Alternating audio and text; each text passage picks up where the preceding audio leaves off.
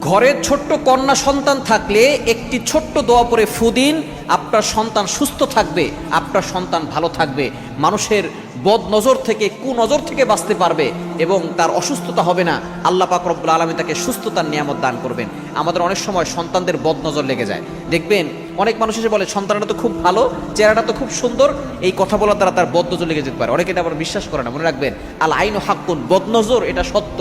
এটা নবী সাল্লাল্লাহু আলাইহি ওয়াসাল্লাম বলে দিয়েছেন, বদনজর একটা সুস্থ উটকে অসুস্থ করে রান্নার পাতিল পর্যন্ত নিয়ে যায় এবং একটা সুস্থ মানুষকে অসুস্থ করে কবর পর্যন্ত নিয়ে যায়। এজন্য বদনজর থেকে আপনার সন্তানকে বাঁচানোর চেষ্টা করবেন। আপনার ছোট্ট সন্তান, ছেলে হোক অথবা মেয়ে হোক, বিশেষ করে মেয়ে যদি হয়, অবশ্যই আপনি দৈনিক একটা দোয়া পরে ফু দিয়ে দিবেন।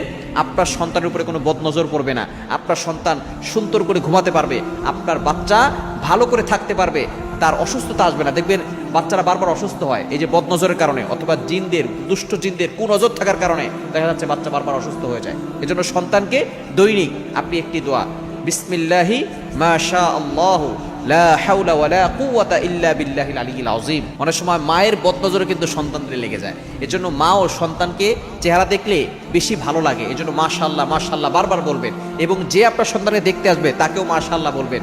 এবং যদি কেউ মাশাআল্লাহ না বলে তাহলে তাকে লা হাওলা ওয়ালা কুওয়াতা ইল্লা বিল্লাহিল আলিয়্যিল আযীম পড়ে ফু দিয়ে দিবেন।